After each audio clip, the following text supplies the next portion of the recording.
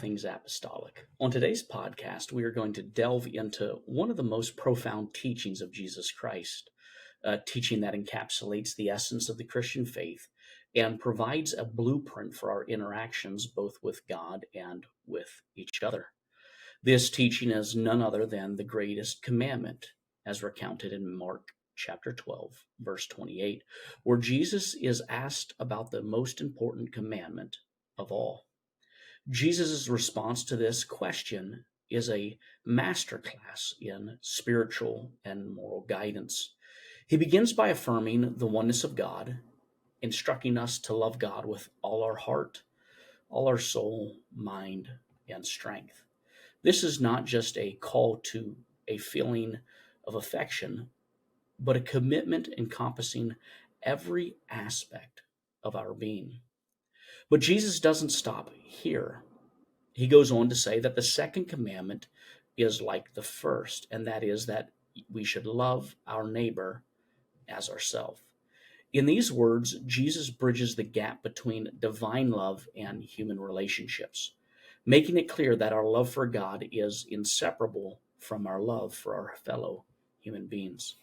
This dual commandment, in essence, is a summation of the Ten Commandments given to Moses at Mount Sinai. The first four commandments focus on our relationship with God, while the latter six deal with our interactions with other people. Jesus masterfully condenses these 10 directives into two, emphasizing that all the law and the prophets hang on these two commandments. Thou shalt love, or thou shalt have no other gods before me. Thou shalt not make unto thee any graven image. Thou shalt not take the name of the Lord thy God in vain, and to remember the Sabbath day and keep it holy. These four commandments encompass loving God. The remaining six commandments correspond to how we interact with our fellow man. Honor thy father and thy mother. Thou shalt not kill. Thou shalt not commit adultery. Thou shalt not steal. Thou shalt not bear false witness against thy neighbor, and thou shalt not covet. By distilling these 10 commandments into the dual imperative to love God wholeheartedly and to love our neighbor as ourself, Jesus deepens our understanding of its application. This summation is not merely a simplification, but it is a elevation, rather, of the law, inviting us to a more holistic practice of faith. Jesus reveals that the entirety of the law and the teaching of the prophets are not a collection of isolated commandments, but a unified call to love. Diving deeper into this commandment, Jesus references the Shema from Deuteronomy 6 and 4, and it highlights the foundational Jewish principle of the oneness of God. This confession, the Shema, is, Hear, O Israel, the Lord our God is one. This is a cornerstone of the Jewish faith. It is a declaration that has been physically carried out by the Jewish people through the use of tefillin and mezuzah, serving as a constant reminder of their devotion to God. For apostolics, this understanding of God's oneness is further illuminated in the New Testament's revelation of Jesus Christ. Jesus is seen as the manifestation of the one true God of Israel in flesh. This isn't just a theological point, but it is a profound truth that shapes our understanding of God's nature and his interactions with the world. The Bible describes God as light, as love, and as life, expressing that his essence is in ways that all creation can relate to and understand. This concept of expression and being is crucial for understanding how we're to love God and each other. The scriptural call to love our neighbor is multifaceted, and it encompasses a range of behaviors and attitudes that reflect God's character. The Old Testament lays the groundwork with its clear prohibitions against vengeance and holding grudges, as we see in Leviticus chapter 19, verses 18.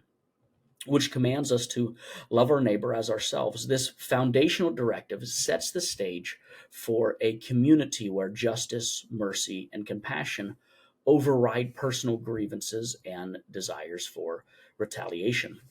The New Testament builds on this foundation with numerous exhortations to live out this love in practical, everyday actions.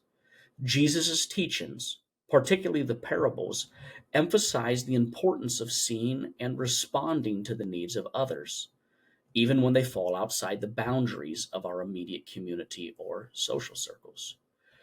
The parable of the Good Samaritan in Luke chapter 10, verses 25 through 37, is a prime example where Jesus expands the definition of neighbor. His expanded definition includes anyone in need, irrespective of social, ethnic, or religious barriers. To truly love to truly love others, we must first understand and love ourselves in the context of our relationship with God. This means recognizing not just who we are now with all of our flaws and all of our shortcomings, but it's also recognizing who we're called to be. It's about seeing the perfect vision of ourselves that exists in God's mind, and then we have to strive towards that ideal. In doing so, we need to learn to extend this same grace and vision towards others, helping them on their journey towards spiritual fulfillment. Therefore, loving our neighbor as ourselves is seeing them in their essentiality. It is viewing them in their perfection. We are to view their strengths and not become fixated on their weaknesses. In the same way that we are to maximize our own potential based on who we are to become, loving others as ourselves implies that we come alongside our fellow brothers and sisters and help them to become what God has called them to be. Loving our neighbor then is rooted in helping people become. And so, in conclusion, in talking about this great commandment that Jesus is asked about in Mark, it's not just a directive, it is a way of life. And this way of life challenges us to live in a constant state of love towards God and each other.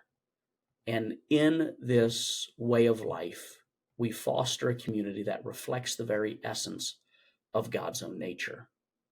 As we reflect on this teaching, and as we reflect on God's commandment to love others as ourselves, let us make a commitment to embody this love in all aspects of our lives, transforming our relationships and our communities in the process. And so for those in leadership, it means realizing the possibilities and the capabilities and what an individual looks like and what God has called them to become. And what we are then challenged to do is to focus on their strengths, because strength in the end begets strength. And so when we look at others and we love others as we love ourselves, we're able to look into the timeless, into the perfection, into God's mind and see what this individual is called to be. And then once we have this vision of what God has called them to be, we help them on the journey. We help them on the road. We come alongside them and help them in maximizing their potential. So as we look at others, let's look at those through God's eyes. Thank you for joining me in today's episode, and may we all strive to live out the greatest commandment in our own daily lives. God bless.